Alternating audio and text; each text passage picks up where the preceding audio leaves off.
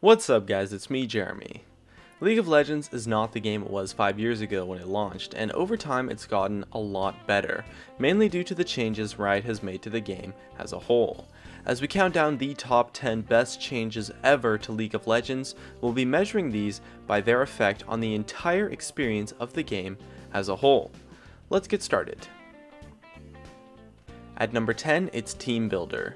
This queue mode created quite a nice experience by not having to worry about which role you got in your game.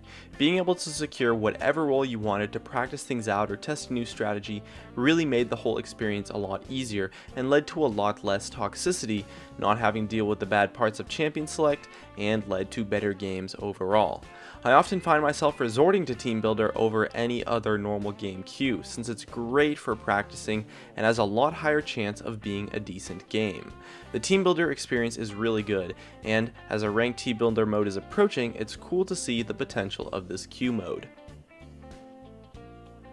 Next up at number 9, it's the Smart Pings feature. This feature really skyrocketed the communication in League. I mean, just think, how often do you use the Smart Ping in a game? Easily dozens of times or more, and since communication in League is so incredibly important, the Smart Ping feature really has done a lot in terms of helping teamwork and making communicating a lot easier. And so it's made working with your team a little bit easier, and it's a really nice thing to have. At number 8, it's the custom game modes. Some of them have been a little bit hit or miss, but the game modes such as Ultra Rapid Fire and One for All have been a total blast and were a really refreshing change of pace to the experience in the game.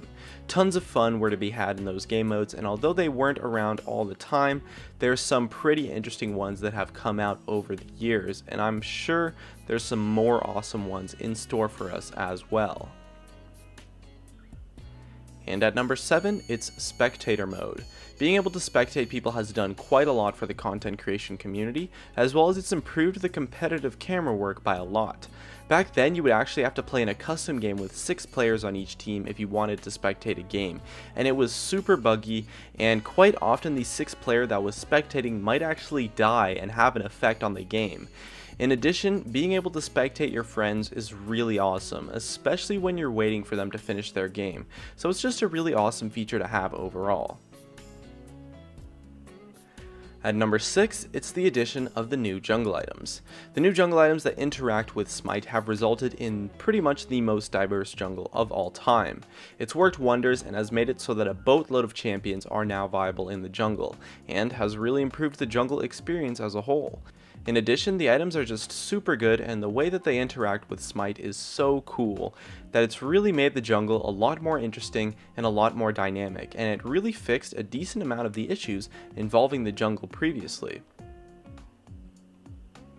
At number 5, it's the addition of trinkets. Trinkets really made the vision game in League a lot smoother and overall a lot more fair to all of the roles, giving the game a really nice balance of vision control and making it so that buying wards as well as clearing them isn't something super annoying that you have to shell out a bunch of money for.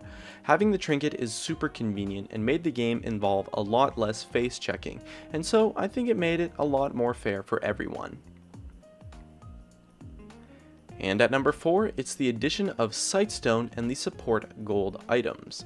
If anyone remembers, before these items were introduced, the support role was somewhat of a total snooze fest to play. It was a lot less fun than it is now, since you would buy your 2 gold per 10 items, Heart of Gold and Philosopher's Stone, and then spend literally every penny you got for the rest of the game on wards from there on out. And so it really hurt the support playstyle and made a lot of champions really weak, since you would never be able to get any items at all during the game unless you totally crushed your lane. Sightstone and the new support gold items allowed supports to play an initiation based playstyle and just play a lot more aggressive overall, and so it improved the role dramatically by giving them a source of income to allow them to actually build some items, and so it made the role a lot more fun to play and the support experience as a whole a lot better. And at number 3, it's the new Summoner's Rift map. Looking back on the old map, it's crazy how much better the new map actually is, and in my opinion, it really improves the gameplay experience. The old map was ugly as heck, and with the new map everything is just a lot smoother, a lot nicer to look at, and it just feels a whole lot better.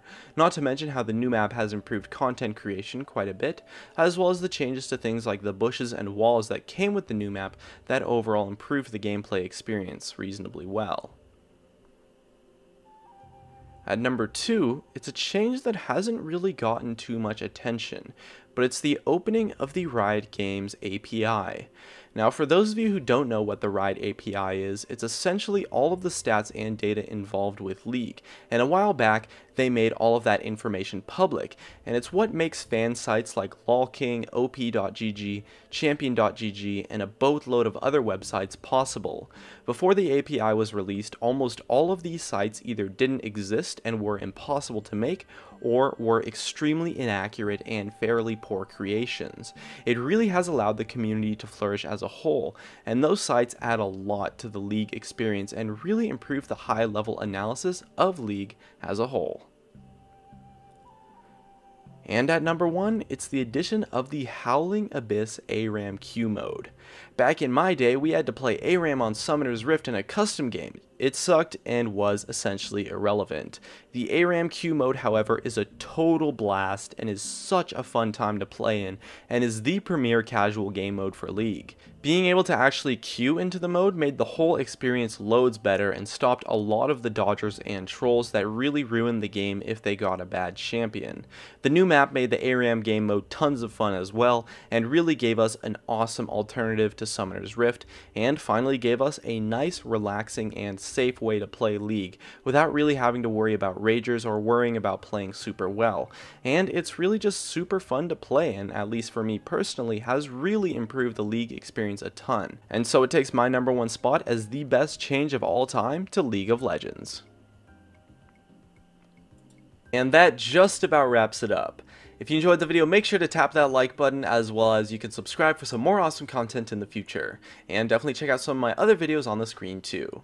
Thanks for watching, and I'll see you guys next time.